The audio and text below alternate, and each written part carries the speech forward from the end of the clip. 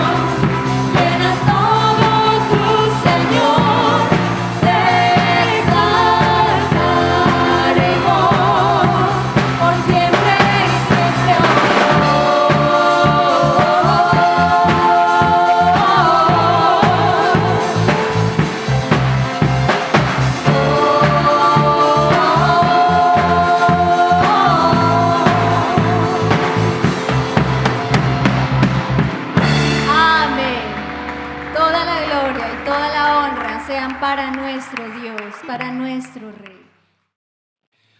Bueno, hermanos, voy a pedirles que miren conmigo, vamos a meternos un poco esta mañana en la palabra del Señor. Damos gracias al Señor por este tiempo de alabanza que el grupo de alabanza de la iglesia nos ha traído, nos ha guiado hoy, que siempre es una bendición y nos presenta de verdad delante de la presencia del Señor.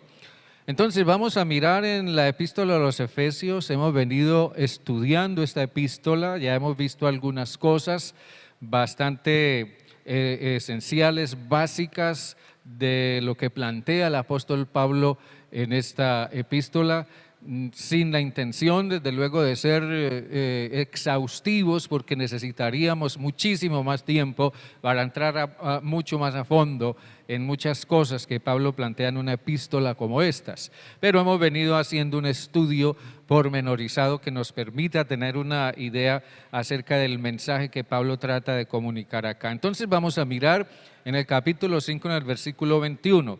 Vamos a ver hasta el versículo 9 del capítulo 6, pero solamente quiero leer el versículo 21 aquí. Ojo, viene lo que dice el versículo 21, capítulo 5. Someteos unos a otros en el temor de Dios. Mírenlo bien. Someteos unos a otros en el temor de Dios. Pablo está diciendo una gran verdad en esa frase tan breve, tan concisa, pero está diciendo algo sumamente profundo, algo sumamente substancial para la vivencia cristiana. Someteos unos a otros en el temor de Dios. Y todo lo demás que Pablo dice hasta el versículo 9 del capítulo 6 está, permítanme usar la palabra, está supeditado a ese principio que Pablo está refiriendo allí. Someteos unos a otros en el temor de Dios. Esta mañana yo quiero hablar, mi tema al menos es esta mañana, el espíritu cristiano en la vida doméstica.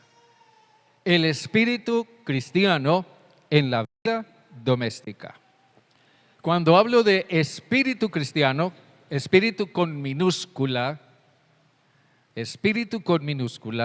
cuando hablo de espíritu cristiano me refiero a nuestra actitud básica como cristianos. Nuestras actitudes básicas en nuestro hablar, en nuestras formas de relacionarnos con los demás, en nuestras formas de reaccionar, la actitud básica. Nosotros podemos hacer las cosas con una actitud no cristiana o con una actitud cristiana. Y hay una diferencia inmensa entre una cosa y la otra. Y esta mañana yo quiero que pensemos en el espíritu cristiano en la vida doméstica. Y la vida doméstica es la vida cotidiana que vivimos todos. Es parte del entorno en el cual vivimos. La vida doméstica la vivimos adentro de nuestra casa, la vivimos afuera en la calle, la vivimos a través de las llamadas telefónicas que hacemos, la vivimos a través de lo que hacemos a través del internet, vivimos la vida doméstica en el trabajo, en el estudio, en todos los ámbitos de vivencia humana. Así que quiero que tengamos presente bien claro esto, el espíritu cristiano en la vida doméstica. Y es muy interesante que Pablo pensara en esto. Pero miren ustedes, es realmente increíble. Es realmente increíble. Piense usted en lo que es el reino de Dios. Hemos hablado muchas veces del reino de Dios. Quizás alguna idea tiene usted de lo que es el reino de Dios. Pero piense usted cómo el reino de Dios se establece.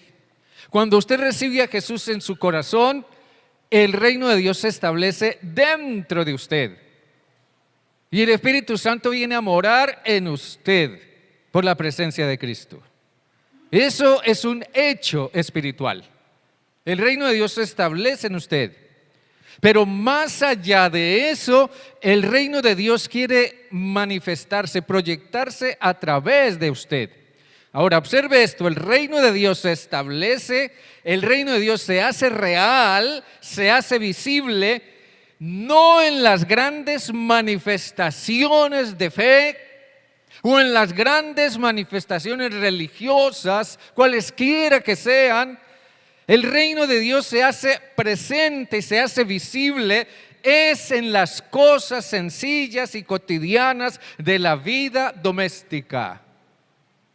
El reino de Dios se hace real, se hace visible, se hace palpable, se expresa en el trato mutuo, en la forma como nos relacionamos. El reino de Dios se hace visible y se hace palpable en el trato mutuo entre esposos, en la forma como el esposo trata a la esposa y en la forma como la esposa trata a su esposo. El reino de Dios se hace visible en la forma como los padres crían a sus hijos y en la forma como los hijos responden a sus padres. El reino de Dios se hace visible en la forma como los patrones tratan a sus obreros y en cómo los obreros responden a sus patrones. A la iglesia, en los comienzos de la era cristiana, accedieron tanto unos como otros. A la iglesia llegaron parejas de esposos, llegaron familias, padres con sus hijos, pero también llegaron amos y esclavos dentro del contexto cultural de ese entonces, cuando Pablo escribió esta epístola. ¿Se imaginan ustedes? A la iglesia llegaron amos, personas que tenían a su servicio esclavos. Igualmente llegaron también los esclavos que eran sometidos en su voluntad a la voluntad de sus amos, pero todos llegaron a la iglesia. Entonces, esto nos hace pensar que Pablo está dirigiéndose a los esposos cristianos, está dirigiéndose a los padres cristianos, está dirigiéndose a los hijos cristianos, está dirigiéndose a los patrones o en ese entonces amos cristianos y a los esclavos y hoy diríamos trabajadores, obreros cristianos.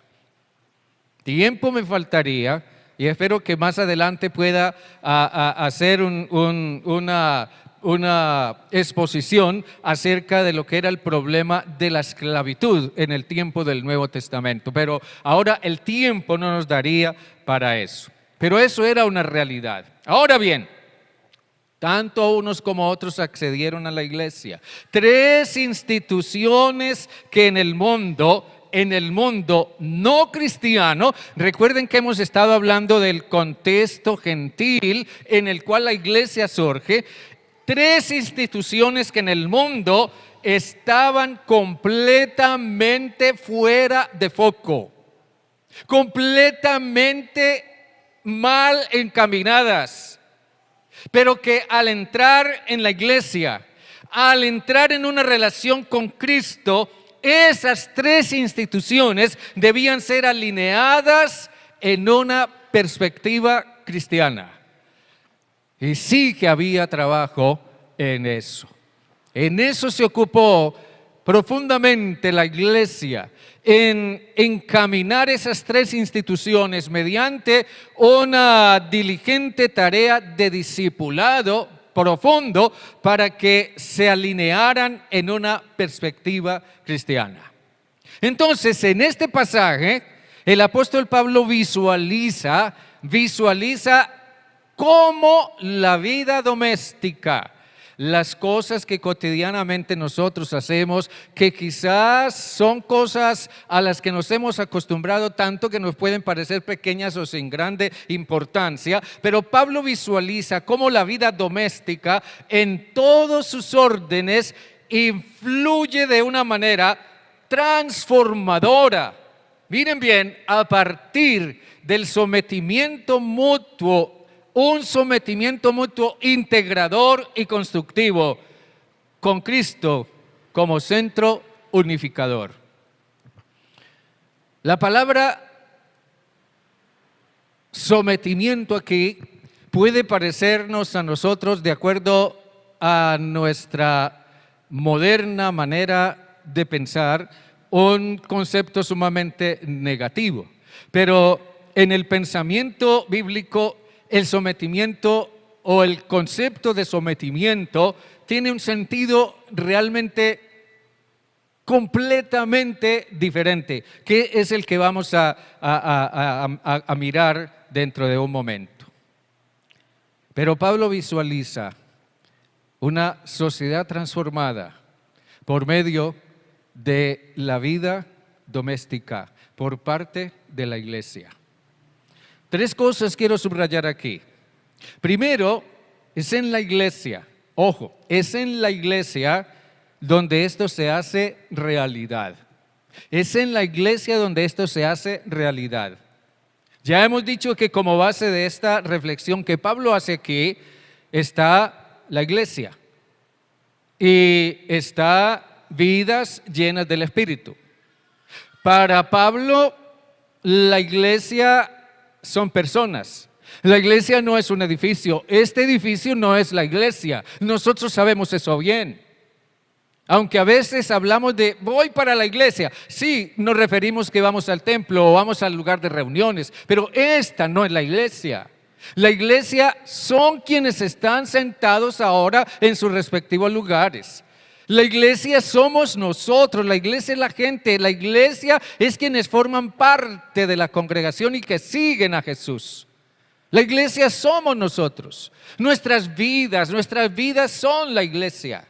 Entonces Pablo enfoca esta reflexión basándose o partiendo de su concepto de iglesia. Para él la iglesia es vidas llenas del Espíritu. La iglesia es vidas llenas del Espíritu. Para Pablo la iglesia es personas, hombres y mujeres llenos del Espíritu. Por eso, en el pasaje anterior a este que mirábamos hace 8 días, Pablo termina insistiendo en que procuremos ser llenos del Espíritu. Procuremos ser llenos del Espíritu cada día de nuestra vida. Y ya hemos expuesto en detalle lo que eso significa. Porque para Pablo la iglesia no puede ser nada diferente más que vidas llenas del Espíritu. Entonces esto implica que la iglesia como tal es influyente. No puede haber nada más influyente que una vida llena del Espíritu de Dios. Nada más influyente. Y la iglesia en ese sentido es influyente. Pero es más influyente cuando está dispersa que cuando está reunida. Una cosa es la iglesia reunida como estamos nosotros hoy. Y esto realmente es grandioso, magnífico, es esencial. Pero la iglesia es mucho más influyente cuando estamos dispersos, cuando estamos en nuestros respectivos lugares donde vivimos, donde trabajamos, donde estudiamos, donde nos relacionamos con la gente que no conoce de Cristo, con la gente que no sigue al Señor o con la gente que ni siquiera creen en Dios. ¿Y saben por qué? Porque cuando nosotros estamos reunidos con todo y lo que eso nos causa alegría y gozo y con todo lo que nos edifica, nosotros tendemos, y tenemos que ser realistas, tendemos a mostrar una faceta o un aspecto de nuestra personalidad. Pero cuando nosotros estamos dispersos, cuando nosotros estamos inmersos en la vida doméstica de la semana, es cuando aquellos que se relacionan con nosotros nos ven, nos conocen, nos escuchan y nos distinguen tal y como somos. Es allá afuera, allá en el mundo, donde nosotros somos vistos como realmente somos. El mundo es allí donde el mundo nos ve tal como somos. Piense usted, Jesús un día dijo que, usó una parábola y dijo que una mujer tomó una medida de levadura y la puso en 3 medidas de harina. Bueno, de acuerdo a lo que Jesús trata de decir, esa cantidad de harina era muy grande con respecto a la medida de levadura, que era algo muy pequeño que la mujer puso dentro de ella. Pero Jesús dijo, una mujer puso una medida de levadura dentro de 3 medidas de harina. Y obviamente dice, hasta que todo pasado el tiempo necesario fue leudado. Jesús dijo, el reino de Dios es como esa mujer que puso esa pequeña medida de harina, de levadura en 3 medidas de harina hasta que todo fue leudado. Eso nos habla de la influencia que algo pequeño, algo a veces insignificante puede causar en algo inmensamente mucho más grande o muy cerrado. Pablo hace una comparación aquí, en este capítulo 5, en estos versículos que estamos mirando, hace una comparación donde describe cómo Jesús hizo de la iglesia una esposa digna. Por ejemplo, en el versículo 25 dice que Cristo amó a la iglesia y se entregó a sí mismo por ella. ¿Ven ustedes? Esa fue la actitud de Jesús, ese fue el espíritu de Cristo. Él amó a la iglesia y se entregó a sí mismo por ella. Y dice, para santificarla, habiéndola purificado en el lavamiento del agua por la palabra, a fin de presentársela a sí mismo una iglesia gloriosa, que no tuviera mancha, ni arruga, ni cosa semejante, sino que fuera santa y sin mancha. Pablo dice aquí que Jesús se sometió a la voluntad del Padre, pero también Jesús se sometió a la necesidad de la iglesia. Jesús se sometió a la necesidad de la iglesia para suplir dicha necesidad. En ese sentido, Jesús ha demostrado lo que debe ser un esposo, ha demostrado lo que debe ser un padre y ha demostrado lo que debe ser un patrón. Jesús pensó muy poco en sí mismo. En el capítulo 2 de la epístola a los Filipenses, en el versículo 6 y 7 dice que Él, o sea Jesús, siendo en forma de Dios, no estimó el ser igual a Dios como cosa a que aferrarse. O sea, Jesús no se aferró a lo suyo. No se aferró a su idea, no se aferró a sí mismo, no se aferró a su propio criterio. Él se despojó, dice en el versículo 7, se despojó a sí mismo y tomó la forma de siervo y se hizo semejante a los hombres. Tomó la forma de siervo y se hizo semejante a los hombres. Jesús pensó muy poco en sí mismo, pero pensó más en la necesidad humana. Si usted mira bien, mi hermano, mi hermana, si usted mira bien, la iglesia es el fruto de la entrega sacrificial de Cristo. Nosotros hoy no solo podemos congregarnos, sino que podemos tener la seguridad de que somos salvos, somos perdonados, somos justificados, hemos sido hechos hijos de Dios, hemos sido aceptos delante de Dios, hemos sido sellados con el Espíritu Santo. En realidad hemos sido dignificados por Dios por el sacrificio de Cristo en la cruz por nosotros, porque Jesús pensó muy poco en Él mismo y pensó más en usted, en mí y en todos nosotros. Así, la relación de Jesús con la iglesia es establecida como modelo para toda relación social.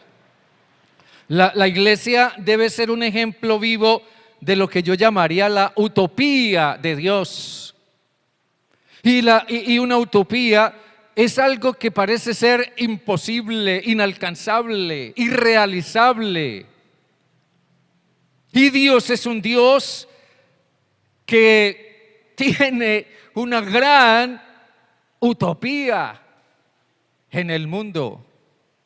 ¿Y saben cuál es la utopía de Dios? que usted y yo como iglesia nos llevemos bien con todo el mundo.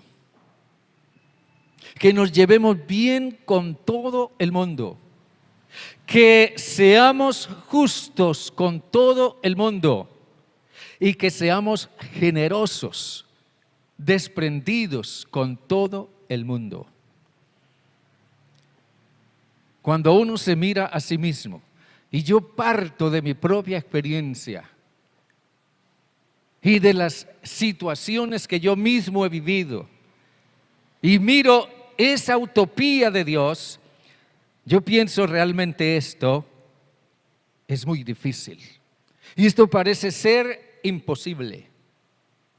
No obstante, el apóstol Pablo mismo, escribiendo a los romanos, en el capítulo 12, en el versículo 18, y lo leíamos ahora rato, capítulo 12, versículo 18, dice, si es posible, en cuanto dependa de vosotros, estad en paz con todos los hombres. Si es posible, dice Pablo.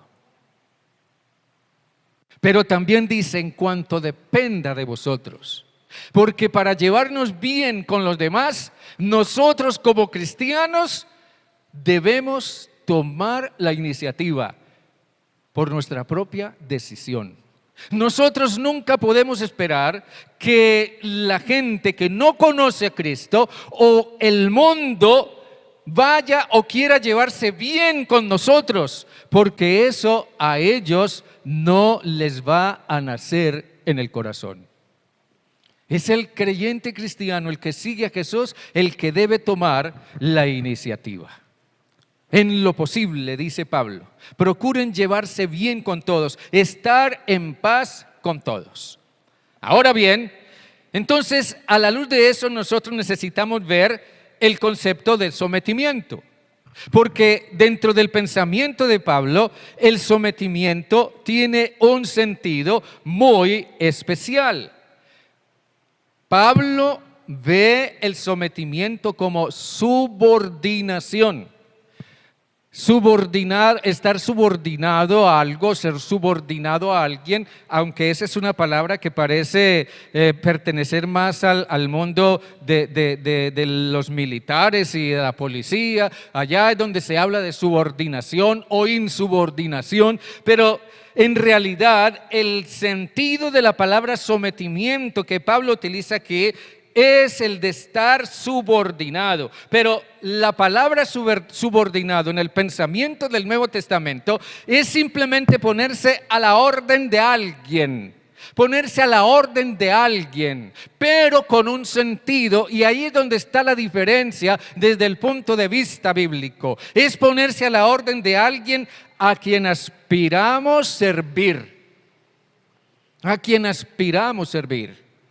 Y la palabra de Dios nos enseña a servir tanto al que nos ama como al que nos odia, tanto al que nos acepta como al que nos desprecia, tanto al que nos ayuda como al que nos persigue. Nosotros somos llamados a servir a nuestros amigos y a nuestros enemigos.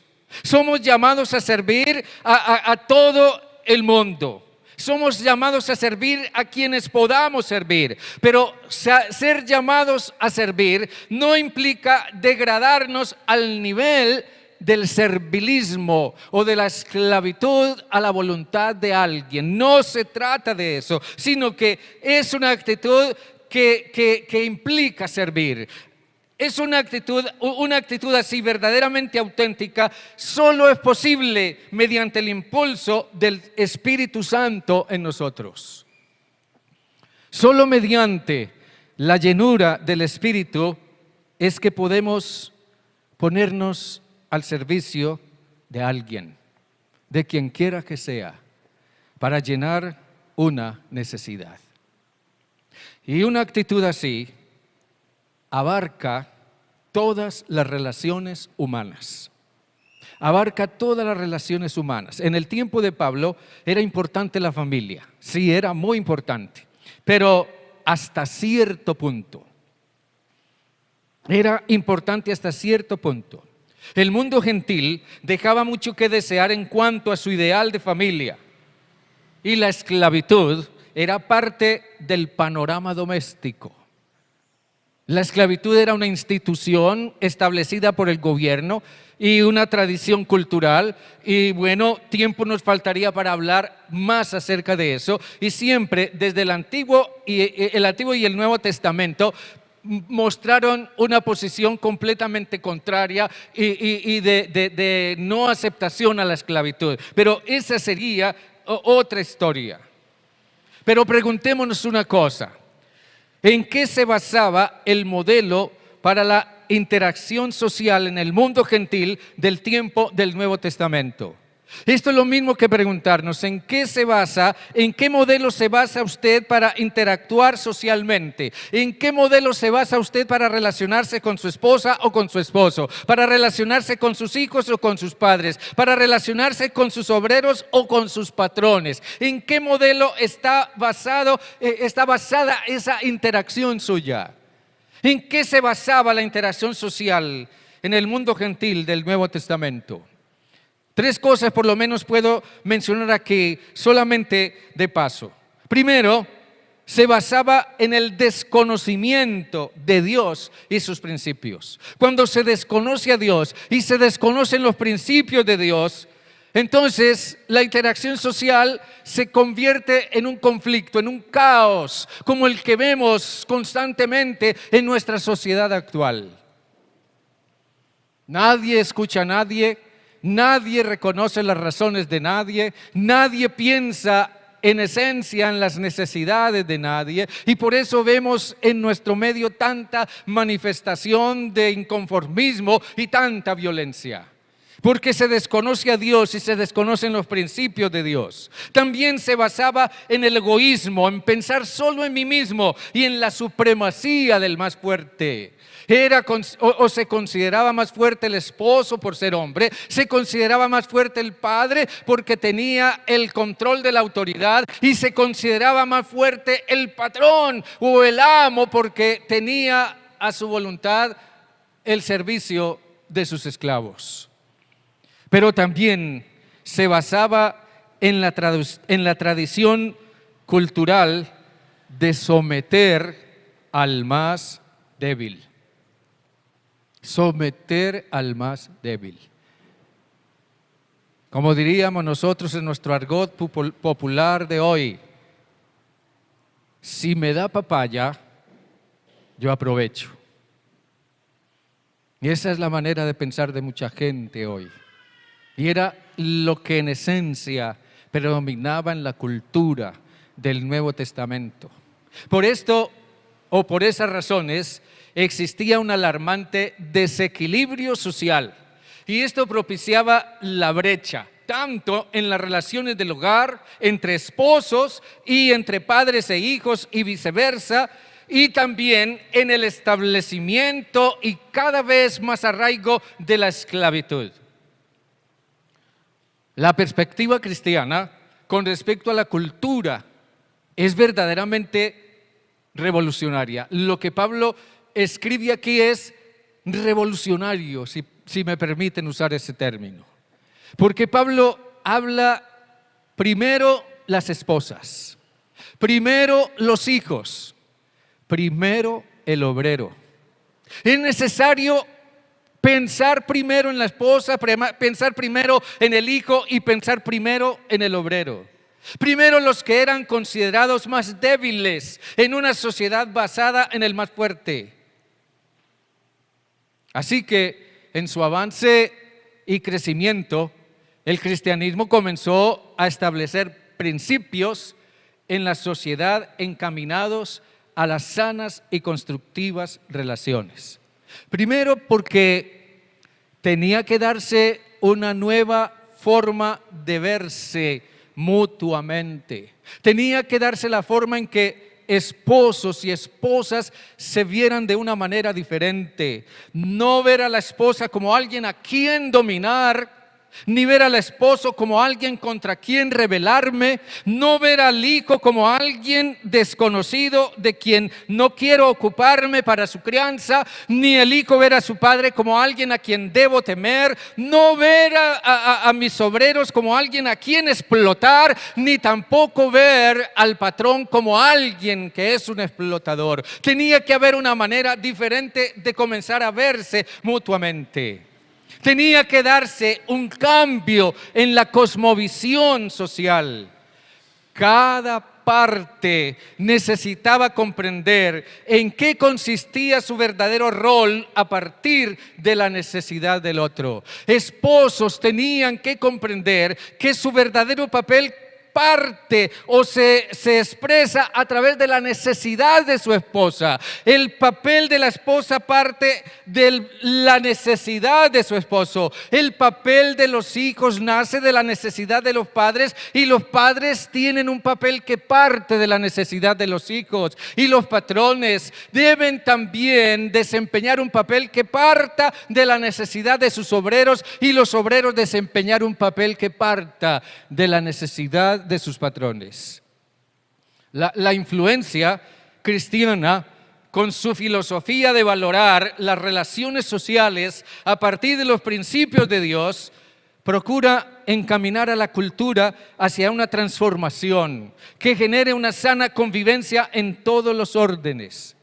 Pablo reprende a los que abusan del poder, pero sienta las bases para que los considerados débiles, con su actitud y su espíritu sumiso, derriben las fortalezas del poder. No es la violencia, no es la fuerza, no es la rebelión, no es la desobediencia, no es la antipatía lo que habrá de derribar las fortalezas del poder, sino la sumisión mutua, el sometimiento mutuo. Jesús dijo: bienaventurados los pobres en espíritu, porque de ellos es el reino de los cielos. Otras versiones traducen: felices los que tienen una actitud humilde y sincera, porque esos establecerán el reino de Dios. Estos son los que hacen que se establezca el reino de Dios. Amén, hermanos. Cuando se aplica este principio, tienden a desaparecer los estratos y las diferencias artificiales. Se establece la igualdad y la justicia. Se desarrolla la cultura de Dios de una sana y constructiva convivencia. En la vida de pareja, en la responsabilidad de los padres, en el campo laboral, en la actitud de los obreros, en la actitud de los hijos y en la actitud de las esposas. Esposas y esposos, hijos y padres, obreros y patrones deben estar dispuestos a servirse mutuamente. Qué utopía tan grande, ¿verdad? Qué utopía tan grande la de Dios. Pero Pablo tenía razón cuando decía: en lo que dependa de ustedes, procuren llevarse bien con todo el mundo. Y eso es lo que hará que esa utopía de Dios nosotros podamos ver cómo se hace realidad. Permítanme terminar diciendo: este reto de Dios, si bien se hace real en la iglesia, abarca todas las decisiones domésticas, tiene a Cristo como principio unificador. Tiene a Cristo como principio unificador. El gran principio a partir del cual esto es posible es el del sometimiento mutuo. En otras palabras, yo me subordino a la necesidad del otro y estoy dispuesto a servir a su necesidad, quien quiera que sea. el sometimiento mutuo. El impacto del cristianismo en la cultura tiene que ir más allá del mero nominalismo. Tiene que ir más allá de meramente, sí, yo soy cristiano porque voy a una iglesia cristiana y la gente me ve, mi familia me conoce, mis hijos, mi esposa, mi esposo, muchas personas, sí, es cristiano porque va a una iglesia cristiana. Pero bueno, y muchas veces eso se queda ¿cómo sería? Eso se queda frustrado porque sí decimos, parecemos ser cristianos, pero no actuamos siempre como cristianos. Nuestra vida, de hecho, no refleja lo cristianos que somos. Y eso es mero nominalismo. Un elemento común que se percibe en esta reflexión de Pablo es la centralidad de Cristo. Jesús es el centro, Jesús es la fuente de la cual parte todo lo que yo hago, todo lo que soy, lo que pienso, lo que digo. Todo parte de Jesús y de mi relación con Él y de la centralidad de Él en mi corazón y en mi vida. Jesús no es un accesorio más en mi vida, entre otras cosas. Jesús debe ser el centro de mi vida que rige todo lo demás, que es mi vida doméstica. La centralidad de Cristo es esencial en esta reflexión de Pablo. Por ejemplo, en el versículo 22 del capítulo 5 dice que las casadas deben estar sujetas a sus propios maridos. ¿Como a quién? Como al Señor. En el versículo 25 dice: maridos, amad a vuestras mujeres, así como que, como Cristo amó a la iglesia. En el versículo 1 del capítulo 6 dice: hijos, obedeced ¿en quién? En el Señor a vuestros padres, porque esto es justo. Y en el versículo 4 del capítulo 6 dice: y vosotros, padres, no provoquéis a ira a vuestros hijos, sino criadlos en disciplina y amonestación. ¿De quién? Del Señor. Y en el versículo 5 dice: esclavos. Esto dentro del contexto cultural de Pablo, hoy podríamos decir obreros, trabajadores. Obedezcan a sus amos o a sus patrones terrenales con temor y temblor, con sencillez de corazón. ¿Como a quién? Como a Cristo. Y en el versículo 9 dice del capítulo 6: y vosotros, amos o patrones, haced con ellos lo mismo, dejando las amenazas, sabiendo que el Señor de ellos y vuestro está en los cielos. Cristo es el principio unificador.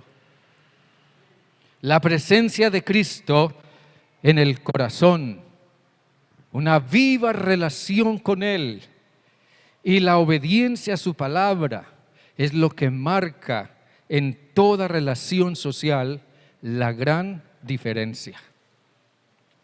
Cuando Cristo reina en el corazón, será posible, solamente entonces será posible, una sincera subordinación de los unos para con los otros.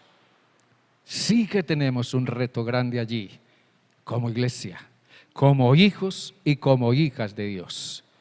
Pablo termina diciéndonos en Filipenses 2, 3 y 4. Filipenses 2, 3 y 4. Mírenlo bien. Filipenses 2, 3 y 4. Nada hagáis por rivalidad o por vanidad. Antes bien, con humildad, estimando cada uno a los demás como ¿qué?